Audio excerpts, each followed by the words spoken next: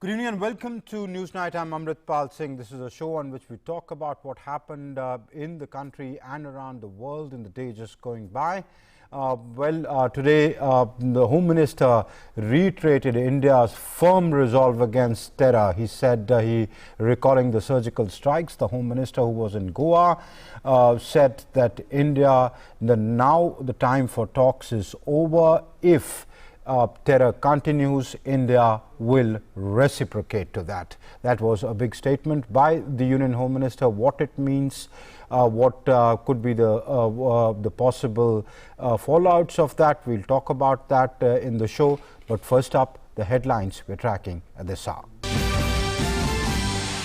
Home Minister Amit Shah reiterates India's firm response to terrorism, recalling the contribution of former Defence Minister late Manohar Parrikar in Goa. Amit Shah says surgical strikes showed the world that India's borders are not to be challenged.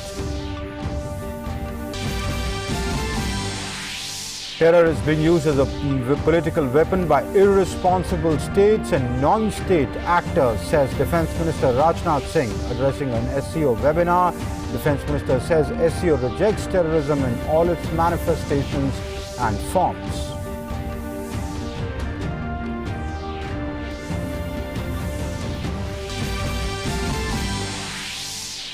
Defence Minister Rajnath Singh conducts the final breakthrough blast of the Sela tunnel in Arunachal Pradesh.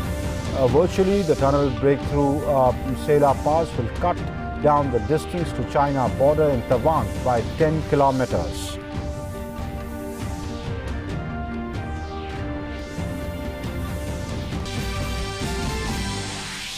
India once again rejects China's objection to Vice President M. Venkaiah Naidu's Arunachal Pradesh visit. Ministry of External Affairs reiterates stance that Arunachal Pradesh is an integral and inalienable part of India, says China should concentrate on resolving tensions along the LOC in eastern Ladakh. India's COVID vaccination drive on in full steam. More than 97 crore doses administered. India set to reach the 100 crore mark in October. More than 30 countries grant recognition to Covaxin.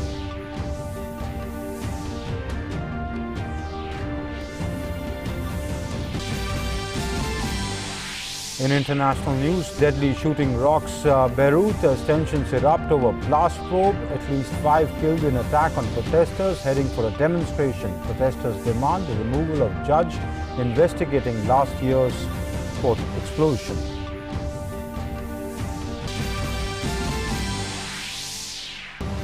Taliban begin engaging with the global community. Taliban delegation holds talks with Turkey's foreign minister in Ankara.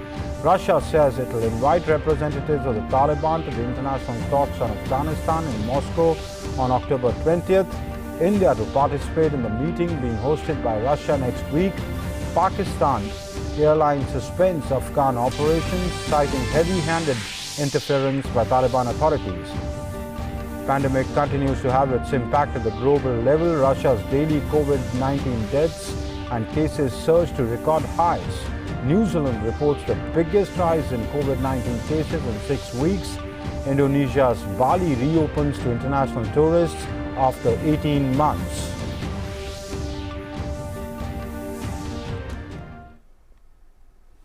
Good evening. Those were the headlines, and now let's take a look at news in detail. Home Minister Amit Shah sent out a strong message to India's enemies, saying that the attack on the country's borders will not be tolerated. Addressing a program in Goa, the Home Minister said that our forces, through surgical strikes in the past, have shown the world that its borders are not to be challenged anymore.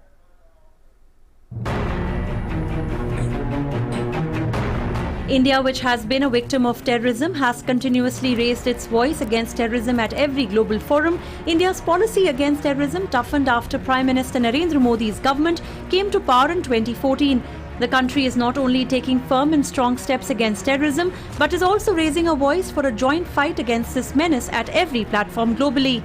Our forces have given a befitting reply to the enemy by conducting surgical strikes and airstrikes. On Thursday, Union Home Minister Amit Shah inaugurated the transit campus of National Forensic Sciences University at Kurti Ponda in Goa. Addressing a public meeting, Amit Shah sent out a strong message that no one should think of disturbing India's borders. He also referred to the surgical strike carried out by the Indian Air Force. कई सालों से हमारी सीमाओं को लांघकर आक्रांता यहां आते थे, अलग अलग प्रकार की घटनाएं करते थे, उग्रवाद फैलाते थे और दिल्ली के दरबार से एक निवेदन के अलावे कुछ नहीं। मगर जब पुंछ में हमला हुआ और हमारे जवान मारे गए, कश्मीर की सीमा पर हमला हुआ और हमारे जवान मारे गए, जिंदा जला दिया और पहली बार सर्जिकल स्ट्राइक कर भारत ने दुनिया को बता दिया कि भारत की सीमाओं को छेड़खानी करना इतना सरल नहीं। एक युग था जब बातों से बात होती थी और दूसरा युग आया कि जैसा सामने से सवाल आएगा ऐसा ही जवाब दिया जाएगा।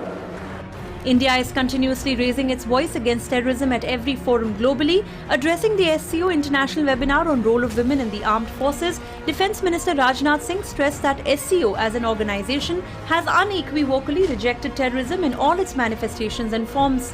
Terrorism is just the most obvious and diabolical manifestation of this reality. It has been employed as a weapon of choice by non-state actors and irresponsible states alike for the furtherance of their political objectives. Shanghai Cooperation Organization as an organization has unequivocally rejected terrorism in all its manifestations and forms. Earlier on October 12th, addressing the 6th meeting of the foreign ministers of the Conference of Interaction and Confidence Building Measures in Asia in Nur Sultan, External Affairs Minister Dr. S. Jaishankar said that cross-border terrorism is not statecraft, it is simply another form of terrorism. He added that the international community must unite against this menace as seriously as it does on issues like climate change and pandemics. If peace and development is our common goal, the biggest enemy we must overcome is terrorism. In this day and age, we cannot countenance its use by one state against another. Cross-border terrorism is not statecraft. It is simply another form of terrorism. The international community must unite against this menace as seriously as it does on issues like climate change and pandemics. Any calculation that extremism, radicalization, violence, and bigotry can be used to advance interests is a very short-sighted one. Such forces will come back to haunt those who nurture them. The global community is concerned over surge in terror incidents after Taliban seized power in Afghanistan recently. In this regard, India has raised its voice against this menace at every global forum, including UNGA and NAM and G20 summit. On Tuesday, Prime Minister Narendra Modi participated virtually in the G20 Extraordinary Summit on Afghanistan. Prime Minister underlined the need to ensure that Afghan territory does not become a source of radicalization and terrorism regionally or globally. He emphasized on the need to enhance joint fight against the nexus of radicalization, terrorism and the smuggling of drugs and arms in the region. Overall, the concern of the world on terrorism is increasing and India's stance is becoming increasingly tough in this matter. Bureau Report, DD India. And that brings us to our In Focus tonight. Our In Focus tonight is India's firm resolve against terror. That's our In Focus tonight. India's firm resolve against terror. And to talk about that, I'm joined by Prabhu Dayal, former senior diplomat and retired Lieutenant General Syed Atta Hasnain. He is a former co-commander of the 15 Corps. Thank you both gentlemen for joining me on the show. First to you, Ambassador. The Home Minister says today that it's not time now for talks. It is time to reciprocate. That's a very strong statement. Why did the Home Minister choose to make this statement at this juncture, and what could one make of this statement? You know, for several decades, Pakistan has pursued a policy of waging proxy war against India by using terrorists who are from non-state terror organizations. The ISI, which is the intelligence wing of the Pakistan Army, has been training, financing, and arming such terrorists and then infiltrating them into India to carry out proxy warfare. Now, I was posted in Pakistan during the 80s when Ziaul Haq was president, and this strategy was really perfected during his time. Zia realized that India was militarily much stronger and Pakistan could not fight a frontal war against its neighbor. So therefore he perfected this strategy of sending terrorists across to wage proxy war. There are various organizations which are involved, the Lashkar-e-Taiba, the Jaish-e-Mohammed, and Hizbul Mujahideen. Now, all along, India had been trying to coax Pakistan to give up this policy, but only in recent years, India has begun to hit back with force in order to make Pakistan realize the policy of trying to wage terrorist acts against India. Now, India, for instance, conducted the surgical strike on September 29 in 2016 across the line of control, which was a response to a terrorist attack on an army base in the Uri sector of Jammu and Kashmir. Again, the Balakot strike was conducted by India on 26 February in response to the Pulwama attack, in which 46 CRPF personnel were killed and for which the Jaish-e-Mohammed had claimed responsibility. So India has shown that it will hit back if Pakistan launches terrorist attacks against it. Now, recently, there has been a spate of such terrorist incidents. As it is, the month of October, as General Atta Hasnain will bear me out, is when the ISI tries to infiltrate as many terrorists as possible into India, because later on, with the onset of winter, it would become a little more difficult to do so. So it is really in October that Pakistan tries to infiltrate terrorists, and frankly, this was expected by India. And we witnessed a number of counter-terror measures which India took, counter-terror operations in which Pakistani terrorists were gunned down. So in terms of the timing, well, there are various factors. First of all, to make Pakistan realize that India will not sit back, that India will hit back with greater force, and that it will not just be a simple tit for tat, but it will be much bigger than that, and Pakistan will be hurt very badly as it was earlier during the surgical strike and the Balakot strike.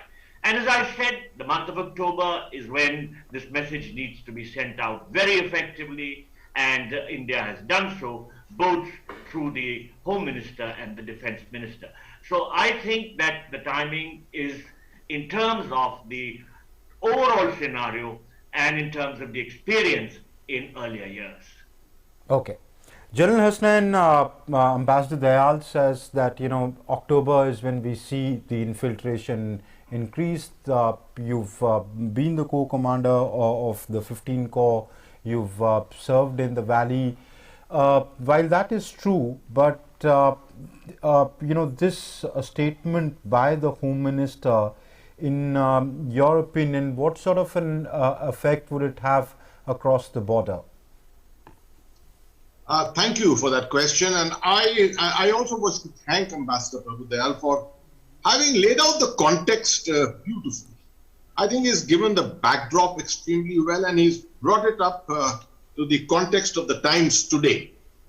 I agree with him. October, November is a period of high intensity activity on the line of control normally. But this year, the situation is a little beyond that.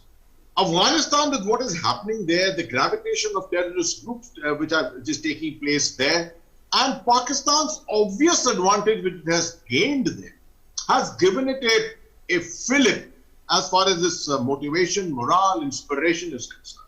That inspiration has also traveled across into different parts. Those following the ideology of political Islam are feeling a high at this particular moment, and therefore there is a lurking thought that this is the ideal time to actually target India and calibrate the original strategy which Pakistan had laid out in the early 80s, which is exactly what Ambassador Prabhu Dayal was referring. Now, I think this is particularly the situation in the valley at the moment, the targeting of extremely soft targets, which is a very expected thing. Attempts at infiltration, attempts at trying to fill up the valley with more foreign terrorists, at the same time, and trying to push back against the efforts of the state in trying to neutralize the various networks, the overground worker networks which are in place there.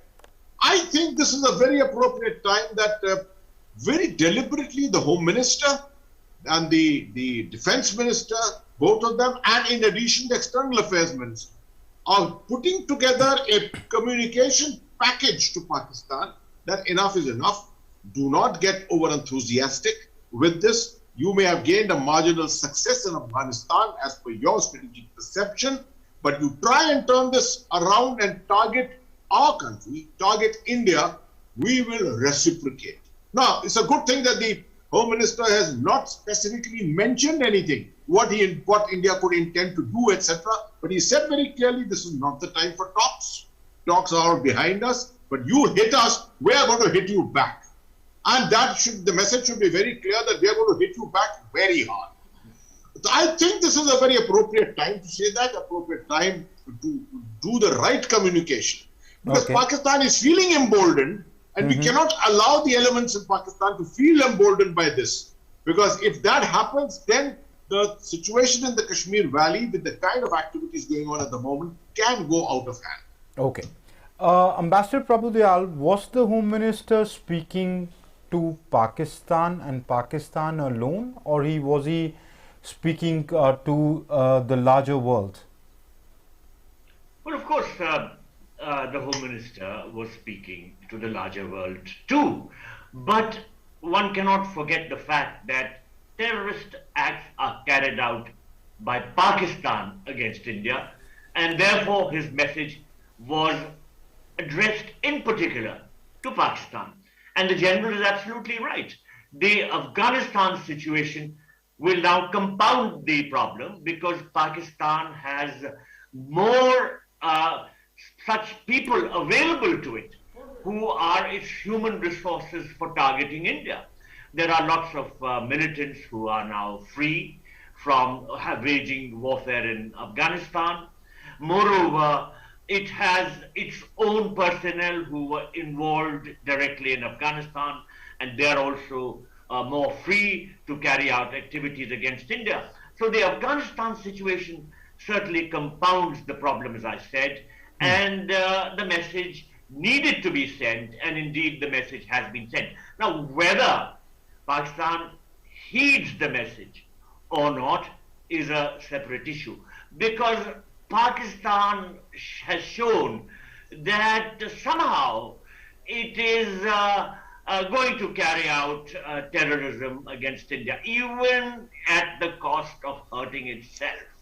Pakistan has been repeatedly hurt when India in the last few years carried out counter-terror operations, but somehow that doesn't seem to have changed Pakistan's approach, because this whole strategy of carrying out proxy warfare or terrorist warfare against India is fundamental to Pakistan's policy. It is a state policy which Pakistan has adopted. Of course, I hope that given the overall global pressure on Pakistan, there will be some realization, because Pakistan is on the FATF grey list. The United States has also said that it will work with India in the context of lifting of terrorists. So there is increasing pressure on Pakistan. But whether it heeds this pressure remains to be seen. In my view, terrorism is too firmly ingrained in Pakistan's state policy, and we cannot expect an overnight change. we will have to be prepared to give it back to Pakistan, and I'm sure that our forces are prepared in that context. Okay. And General Hussain, then let me ask this, that is that a strategy that will work in your view with Pakistan? It is so steeped in their foreign policy. Their country is driven, their foreign policy at least is driven, and to a large extent their domestic policy also, by countering India or trying to become a rival to India, match India. It's a very India obsessive policy that they follow. So if that is what it's founded on, will it yield much result? I think it will. Okay. And I'll tell you my rationale for it. You must remember that the strategy which Pakistan follows against India, which was evolved in the 80s in the time of Ziaul Haq, essentially is a strategy of hybrid war, which combines different domains of the conflict spectrum and puts it together in what is called a war for 1,000 cuts, to impose 1,000 cuts on India. One of the things it relies on, and this is very important, what it relies on is that it will continue to work, it will continue to target as per this, the situation being below India's threshold of tolerance. Now, it's very difficult to calibrate a nation's threshold of tolerance. India's threshold of tolerance in the 80s, the 90s, maybe the early part of the millennium was something. But thereafter, it has been demonstrated very clearly at least twice, in 2016 and in 2019, that that threshold of tolerance has come a couple of notches, if not many notches below. And therefore, if Pakistan chooses to calibrate its strategy, it may just actually cross the threshold of tolerance much before, with small acts. It's not necessary to kill 40 Indian soldiers or 20 Indian soldiers to instigate India to actually launch a response. It could be with 3, 4 or 5 soldiers, or just with minority killings in the Kashmir Valley. Now, this message must remain an obfuscated message. It cannot be specific to putting it down to the number of people we lose or the kind of nature of action which has taken place. It should be clear that India will not tolerate a terrorist attack on India. We will not speak, we will not talk, we will only act. And let that threshold of tolerance be absolutely vague, grey, hazy. This is the only way Pakistan will ensure. It will have to bring down its overall strategic concept of being able to think that it can work, deny, remain in a state of denial, and act as if it can do it below India's threshold of tolerance. So is that policy workable? Israel has adopted that policy. I don't see attacks coming from the Palestinians on the Israelis going down. No, well, I can tell you this, it happens in spurts. There was a time when Israel was being subjected to attacks from both sides, from the West Bank and from Gaza. And why not from the north, from Lebanon, by the Hezbollah? I mean, Israel was under complete pressure from all directions. And the situation is quite different today. The ability to calibrate and hit back did have its effect. And it's happened in Gaza each time. Although I know, I'm fully aware of the fact that in Gaza it does emerge every other time. It happens because the aspect of keeping themselves relevant is very important to the Palestinians too. But the Israeli system of hitting back has had its effect, definitely. Okay. And in this case, you have to remember that as far as Israel is concerned, I mean, the difference between Israel and the Palestinians is a Goliath and a David. Here, India and Pakistan are two reasonably large countries. We've got a large army. Their army is just half the size of our army. It's not such a small army either. So it's important for us to be able to put together this package. It's a question of a demonstrable package, which should have a serious content, and communication strategy in this is very, very important. It's not just only the Home Minister and the Foreign Minister or the Defense Minister who must speak. This must be spoken by our think tanks. It must be spoken by our strategic analysts. It must be spoken by our media. It's so important to put this package together. Okay. Ambassador Prabhudev, let me give you the last word on this because my producer tells me I'm completely running out of time. Even the Prime Minister, when he was virtually addressing the Extraordinary Leaders Summit of the G20 3 days back, he did raise the issue of radicalization, of terrorism. The External Affairs Minister brought it up at Nur Sultan, going to the extent of saying that cross-border terrorism is not statecraft. It is terrorism by another name. The Defense Minister spoke today, the Home Minister spoke.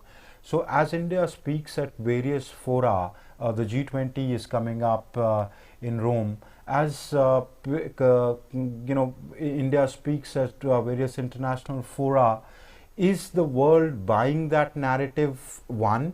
And secondly, even if the world is, will it do something about it, or it is each country to its own? Well, first of all, the world is realizing more than ever that Pakistan is a nerve center of terrorism, and that is why Pakistan has been placed in the grey list by the Financial Action Task Force. Okay. If this were not the case, then Pakistan would have exited the grey list already, but it has not been able to do so. Secondly, more and more countries have begun to caution Pakistan about the fact that it faces a boycott because of the nature of its involvement with terrorism. For instance, New Zealand and England didn't send their cricket teams. Why?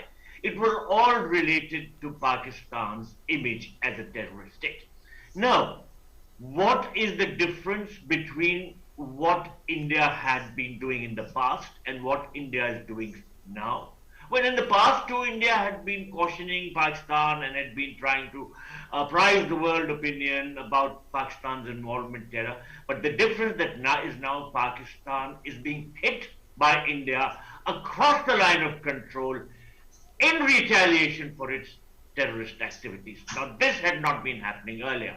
As I mentioned earlier, the surgical strike and the Balakot strike are clear examples of the fact that India is willing to go across the line of control and hit Pakistan if Pakistan does not desist from waging terrorist activities against India. And this fundamental shift has had a great impact on Pakistan.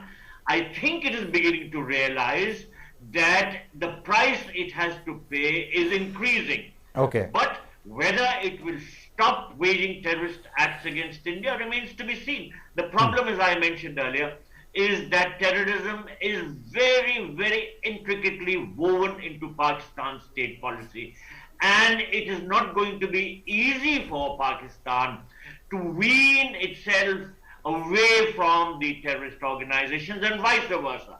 Because the terrorist organizations are handmaidens of the ISI, and their operations are controlled by the ISI, and therefore these terrorist organizations cannot be unemployed, otherwise they will start hitting targets within Pakistan itself. So that's a dilemma for Pakistan, and for this reason it may find it difficult to distance itself from these terrorist organizations. So the only, so the Indian strategy would be to raise the costs. Now the big question is whether those costs would be prohibitive for Pakistan or not. As you say, you believe that Pakistan is sort of, now become a captive of its own policy where it can't come out of it. Ambassador Prabhu Dayal, General Syed Azhar Hasnain, thank you very much for joining me on the show tonight and lending us your insights. Thank you. And moving on, India on Thursday once again slammed China for raising objections to Vice President M. Venkaiah Naidu's recent visit to Arunachal Pradesh. Spokesperson of the Ministry of External Affairs said China's objection to Indian leaders' visit to Indian state defies logic. Arunachal Pradesh Bharat का एक अभिन्न और अविभाज्य हिस्सा है। ये कई मौकों पर हमने चीनी पक्ष को स्पष्ट रूप से अवगत कराया है। आप जानते ही हैं भारतीय नेता नियमित रूप से अरुणाचल प्रदेश राज्य की यात्रा करते हैं जैसे वह भारत के किसी भी अन्य राज्य में करते हैं। भारतीय नेताओं को भारत में के किसी राज्य के दौरे पर आपत्ति जताना भारतीय लोगों के लिए तर्क और समझ से हटकर है। अब वो रूटीन है कि आपने ऑब्जेक्शन कहा, देखिए हम तो काफ़ी सीरियसली लेते हैं। हमारे राज्य में उपराष्ट्रपति जाएं, कोई इस पर टिप्पणी करे, आपत्ति जताएं, ये हमारे लिए ठीक नहीं है। इसीलिए हमने इसको सीरियसली लेते हुए हमने ये विज्ञप्ति निकाली थी। And on the attacks on Durga Puja celebrations in Bangladesh, the spokesperson of the Ministry of External Affairs said that India has raised the matter with Bangladesh and authorities there are taking action. We have also seen some, as you said, disturbing reports of untoward incidents involving attacks on religious gatherings in Bangladesh. We note that the government of Bangladesh has reacted promptly to ensure control of the situation, including through the deployment of law enforcement machinery. We also understand that the ongoing festive celebrations of Durga Puja, which you alluded to, continue in Bangladesh with the support of the government of Bangladesh agencies and of course a large majority of the public. Our embassy, High Commission in Dhaka, as well as our consulates in Bangladesh are obviously in very close contact with the authorities in Dhaka and at local levels. Defence Minister Rajnath Singh on Thursday conducted virtually the final breakthrough blast of the Sela tunnel in Arunachal Pradesh. This tunnel goes through the Sela Pass and is expected to cut down the distance to China border through Tawang by 10 kilometers. Raksha Mantri Rajnath Singh on Thursday presided over breakthrough blast of main tube of Sela tunnel via video conferencing. Roads और bridges, tunnels और airfields के construction के साथ remote area को जोड़ते हुए राष्ट्र की उन्नत में बॉर्डर रोड ऑर्गेनाइजेशन अपना एक अहम योगदान दे रहा है। जैसा कि हम सभी ने अभी वीडियो में भी देखा, बॉर्डर एरिया के कठिन और संकटग्रस्त इलाकों में जहां आमतौर पर लोग जाने से भी कतराते हैं, वहां पर बीआरओ के जवान सर्दी, गर्मी, बरसात और बर्फबारी को झेलते हुए मिलिट्री और सिविल पर्पस से रोड्स और ब्रिजेस का निर्माण करते हैं। पिछले कुछ सालों में तो बीआरओ ने ऐसी उपलब्धियां हासिल की हैं जो पूरी दुनिया के लिए स्टडी का, माने अध्ययन का एक विषय बन गई है। Sela tunnel to bolster national security and ensure socio-economic development of Arunachal Pradesh. Perched at an altitude of 13,800 feet, Sela Pass on the 317-kilometer long Balipada Charduara Tawang BCT road connects West Kameng, East Kameng and Tawang districts of Arunachal Pradesh to the rest of the country. It also reduces travel time and provides all-weather connectivity to Tawang. Work on the 980-meter-long second tunnel of the project has already crossed the 700-meter mark. Upon completion, the over 1.5-kilometer tunnel will be one of the longest bi-lane road tunnels in the world at an altitude above 13,800 feet.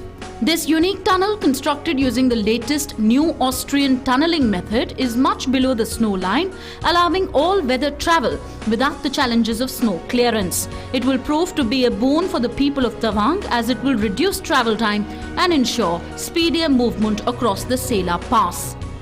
इस सुरंग का उपयोग करने वाले यात्री, वह चाहे हमारी आर्म्ड फोर्सेस के पर्सनल हों या यहाँ के आम नागरिक हों, इस राह में आने वाले कई खतरों से बचने में वह सक्षम होंगे। यह टनल हमारी नेशनल सिक्योरिटी को मजबूत करने के साथ साथ यहाँ के नागरिकों की परिवहन सुविधा में बड़ा बदलाव लाकर यहाँ की सामाजिक आर्थिक स्थिति को मजबूत करने का भी काम करेगा। Prime Minister Narendra Modi had in 2019 laid the foundation stone of the Sela tunnel project to provide all-weather connectivity to Tawang through the Balipada Charduar Tawang road. The breakthrough blast of the main tube of the tunnel marks the end of its excavation. Defence Minister Rajnath Singh also flagged off a motorcycle expedition of the Border Roads Organisation in the national capital. India at 75 motorcycle expedition will traverse through the length and breadth of the country for the next 75 days.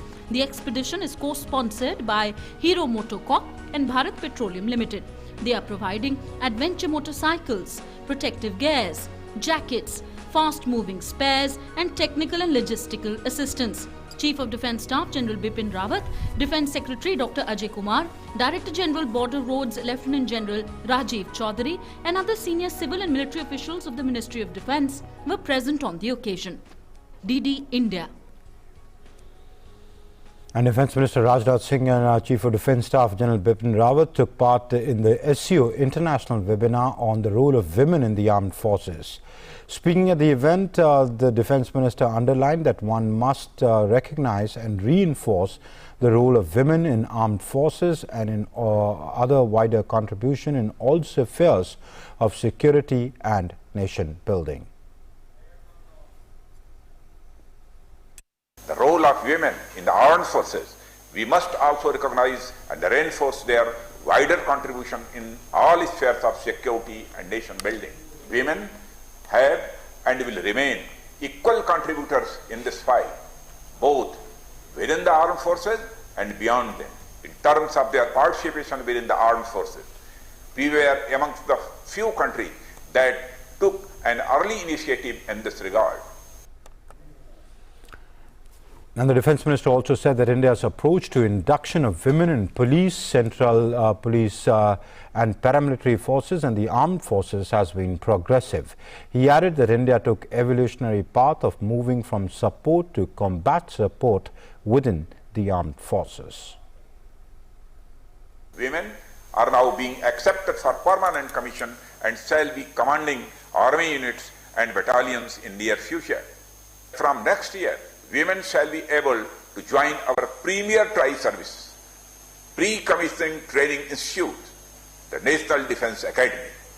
Women have proved themselves in every field, competing and excelling wherever they have been involved.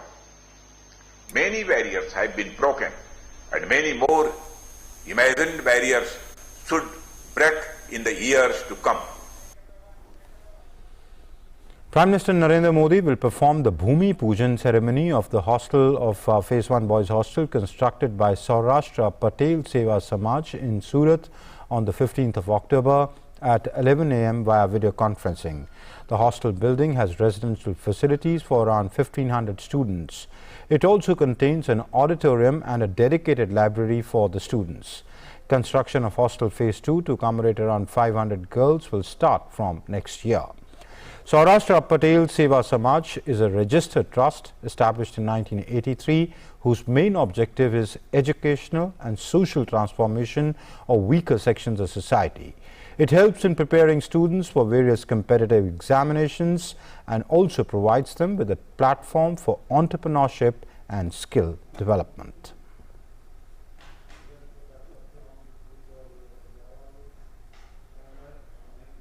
On the auspicious occasion of Vijay Dashmi, Prime Minister Narendra Modi will deliver a video address in an event organized by the Defence Ministry to dedicate 7 new defence companies to the nation on 15th of October at around 12:10 p.m.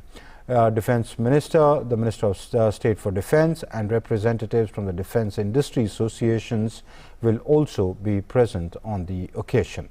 The government has decided to convert Ordnance Factory Board from a government department into 700% government-owned corporate entities as a measure to improve self-reliance and defence preparedness of the country.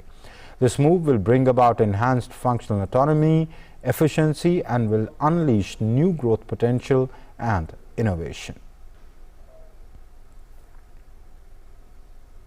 And as part of the ongoing Indo-US defense cooperation, the joint military training exercise Yudh Abhyas 2021 will be conducted at the joint base Elmendorf Richardson in Alaska from 15th to 29th of October.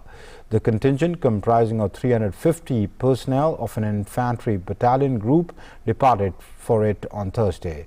Exercise Yudh Abhyas is the largest running joint military training and defense cooperation endeavor between India and the US. This will be the 17th edition of the joint exercise, which is hosted alternately between both countries. The previous version of this exercise was held at Mahajan Field Firing Ranges in Bikaner in Rajasthan in February 2021. This exercise is another step in the growing military cooperation between the two countries. The exercise aims at enhancing understanding, cooperation and interoperability between the two armies. The joint exercise will focus on combined armed maneuvers in cold climatic conditions and is primarily aimed at sharing tactical level drills and learning best practices from each other. The exercise will culminate after a 48 hours long validation.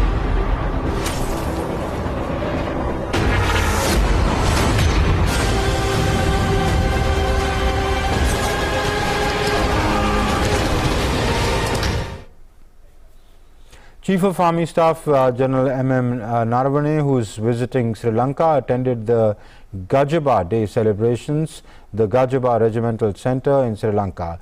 During the event, the Chief of Army Staff received an impressive Guard of Honour and also planted a tree to commemorate the friendship between the two armies. And General Naravane visited the Army Service Corps School, Sri Lanka, and presented the Universal Driving Simulator and Infantry Training Weapon Simulator to the Sri Lankan Army to further bolster the defence cooperation between the two countries. Union Minister of Steel Ramchandra Prasad Singh met with Minister of Energy of the Russian Federation Nikolai Shulginov in Moscow during the Russian Energy Week. A landmark memorandum of understanding regarding collaboration in coking coal used in steel making and R&D in steel sector was signed between the two countries.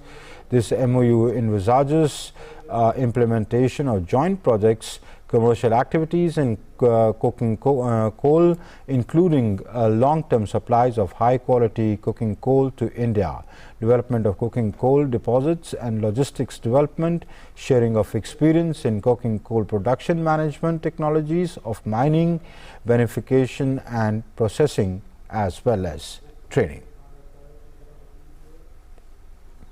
Finance Minister Nirmala Sitharaman participated in the 4th G20 Finance Ministers and Central Bank Governors meeting under the Italian presidency held yesterday in Washington, D.C.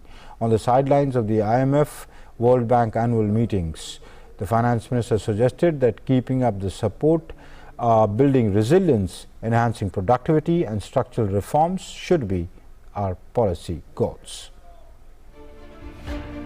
The finance ministers of Group of 20 G20 nations met on Wednesday in Washington, D.C., USA, and discussed matters related to global economic recovery, pandemic support to vulnerable countries, global health, climate action, international taxation, and financial sector issues. The leaders endorsed a global deal to revamp corporate taxation and pledged to sustain fiscal support for their economies while preserving financial stability and keeping a close eye on inflation.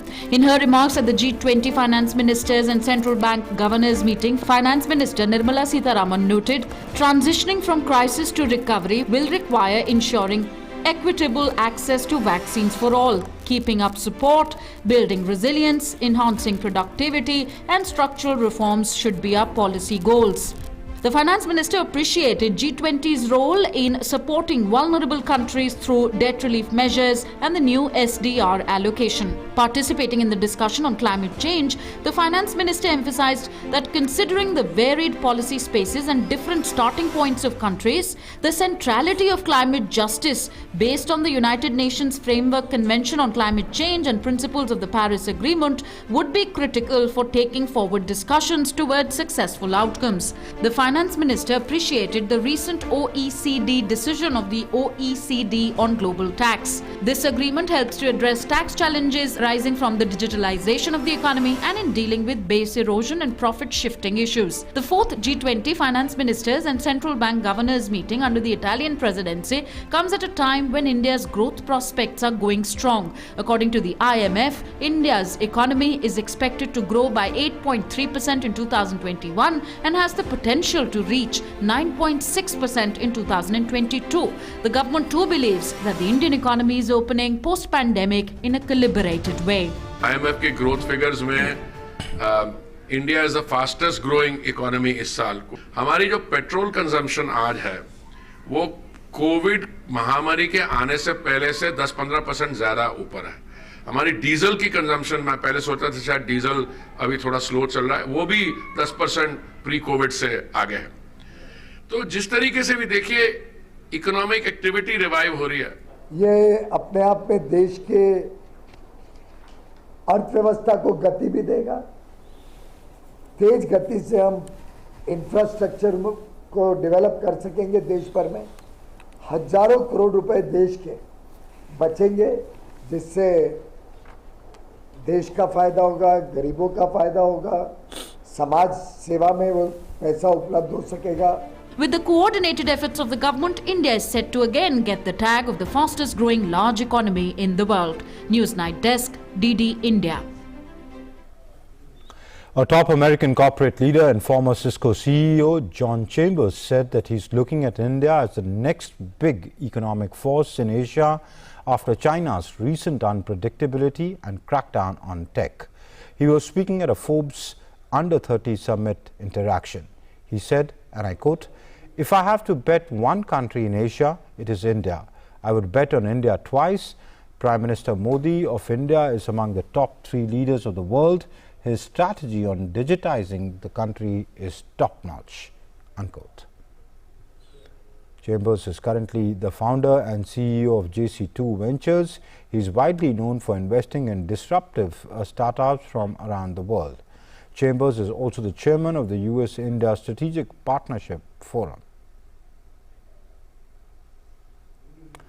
Indian Railways production unit Banaras Locomotive Works today provided self-employment toolkits and certificates to the first batch of 54 trainees under the Rail Kaushal Vikas Yojana. The certificate was handed over the trainees after 100 hours of successful theoretical and practical training. As part of the Azadi Ka Amrit Mahotsav program organized to commemorate 75 years of independence, 54 youth have been trained by the Banaras Locomotive Works as electrician, fitter, machinery and welder under the Rail Kaushal Vikas Yojana launched by the Railway Minister Ashwini Vaishnav on 17th of September 2021. After receiving the toolkit and certificate after the training, these trainees expressed their satisfaction, saying that the training has boosted their confidence and hope it will bring about a big change in their lives. The objective of this training is to empower the local youth by giving them skill training. पहली batch training की थी 4 trades में, electrical, welding, fitter and machinist. उनका जब course ख़त्म हो गया तो उनका जो distribution of certificates and tool kits था वो आज किया गया था। तो इस प्रोग्राम का महत्व यही था कि सेंट्रल गवर्नमेंट और स्टेट गवर्नमेंट दोनों जुड़ जाएं और अलग अलग विभाग एक किस्म से एकजुट होकर युवा पीढ़ी को तैयार करें आत्मनिर्भर Bharat. Under the aegis of the Pradhan Mantri Kaushal Vikas Yojana, Indian Railways has set a target to train 50,000 youth across the country in the next 3 years under the Rail Kaushal Vikas Yojana. During the training, 100 hours of theoretical and practical training will be given to the trainees, which will further strengthen the Prime Minister's vision of a self-employed and self-reliant India. Bureau Report, DD India. Meanwhile, at the domestic stock markets, both the Sensex and the Nifty continued their upward climb to close at fresh record highs on Thursday. So the Sensex at the BSE zoomed 569 points or 0.9% to a new record closing peak of 61,306. During the session, the Sensex also crossed the 61,000 mark for the first time ever to a lifetime intraday peak of 61,353.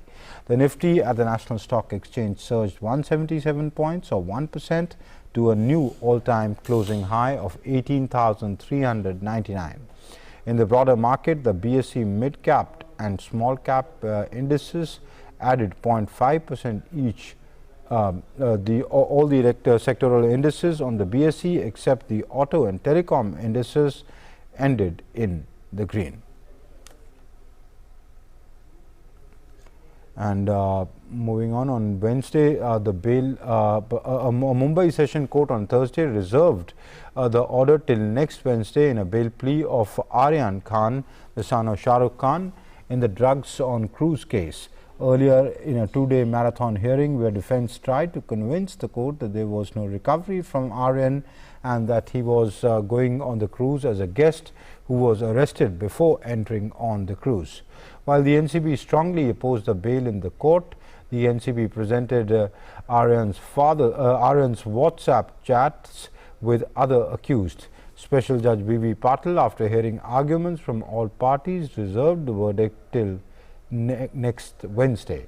A magisterial court in Mumbai had already refused to grant bail to them. A breakthrough for the Indian pharmaceutical industry in China has been achieved as the first anti-cancer drug from India has entered the Chinese markets. Agreements have been signed between local Chinese companies and India's Dr. Reddy Labs on Monday for the sale of Abiraterone, the first anti-cancer drug from India in China.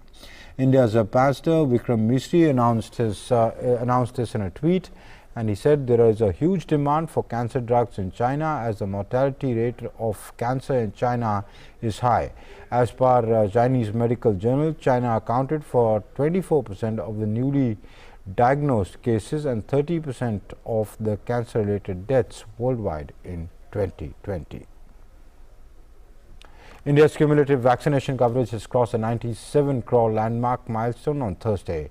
More than 27 lakh vaccine doses administered on Thursday till 7 p.m. More than 30 countries have now granted recognition to Covaxin so far. Meanwhile, Foreign Secretary expressed hope that the World Health Organization will grant emergency use approval to India's Covaxin soon. As you know, this matter is before WHO. It is a technical process. It is not an administrative process. It's not a political process. It is a technical committee that evaluates the submissions made by Bharat Biotech, which manufactures Covaxin. They have asked some questions, and I believe some answers have been given. I am sure the approval of Covaxin from WHO will come at the soonest possible. Pakistan International Airlines has suspended flights to Afghan capital Kabul on Thursday after what it called heavy-handed interference by Taliban authorities. Meanwhile, a high-level delegation led by Taliban held talks with Turkish leadership in Ankara. On the other hand, Russia is holding Afghanistan talks in Moscow on October 20th, in which India will also participate. It seems all is not well between Pakistan and Taliban-led Afghanistan as Pakistan International Airlines on Thursday suspended flights to Kabul, citing heavy-handed interference by Taliban authorities.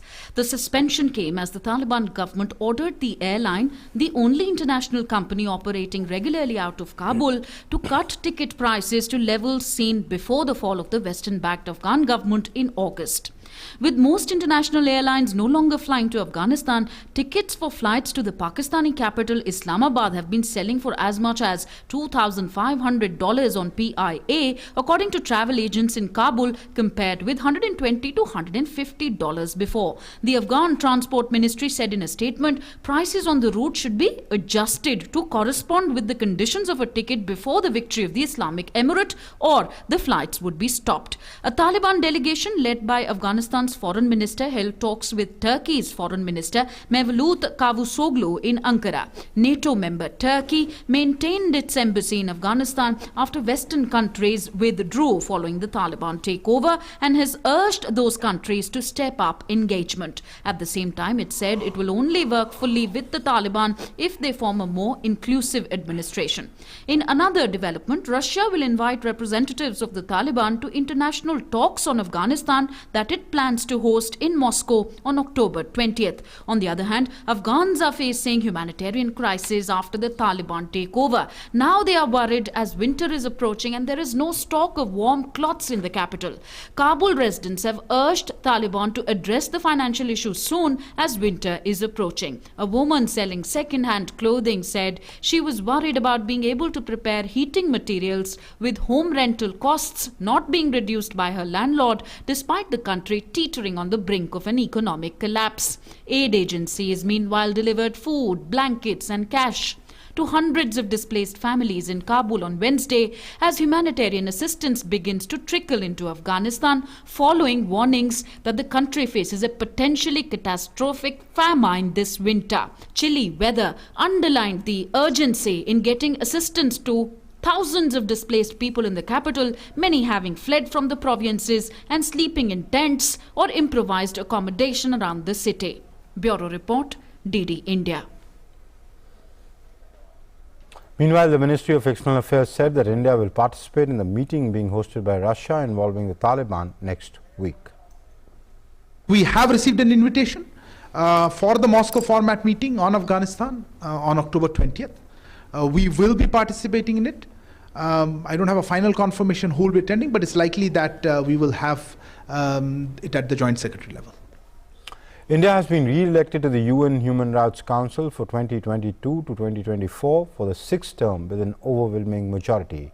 The Permanent Mission of India to the United Nations expressed gratitude to the UN membership for reposing its faith in India. Permanent Mission said that India will continue to work for promotion and protection of human rights through Samman, Samvad and Sahyog. Russia on Thursday reported a record 986 corona-related virus deaths in the last 24 hours and 31,299 new cases. It is the highest one day in scored by inside the pandemic began. And the authorities have confirmed, Moscow authorities have confirmed 6,712 cases and 72 deaths. The Kremlin has blamed the rising death toll on Russia's slow vaccination campaign and has appealed to the people to get the shot. The take-up has been slow, with many Russians citing distrust of the authorities and fear of new medical products. New Zealand reported on Thursday its biggest rise in COVID-19 infection in 6 weeks, with all cases detected in Auckland, raising the prospects of a further extension of lockdown restrictions in the country's largest beyond next week. Deputy Prime Minister Grant Robertson said that the surge in the case numbers in Auckland was not unexpected, but they are rising more quickly, and blamed illegal home gatherings for the spike. A total of 71 new local cases were reported in the country, and all detected in Auckland from 55 a day earlier. Indonesia's top holiday destination Bali reopened to foreign tourists on Thursday after 18 months of pandemic hiatus, but the island is lacking one crucial ingredient: the international flights. On Thursday morning, the island's Ngurah Rai International Airport was emptied, and a spokesperson said that no flights had been scheduled to land. Indonesia only confirmed the 19 eligible countries in a statement late on Wednesday, which include India, China, Japan, South Africa, South Korea, New Zealand and several other countries from Western Europe and the Arabian Gulf. Mahanavami or Durga Navami was celebrated across the country on Thursday with religious fervor. Mahanavami marks the 9th day of Navratri festival. On this day, goddess Puja is worshipped and as Mahisura Mardini, which symbolizes the victory of good over evil. The 9th day of Navratri is also dedicated to Ma Siddhidatri. On this day, the goddess is known to have blessed her devotees with many siddhis. And that's it then for Newsnight for tonight. Thanks for watching. Namaskar.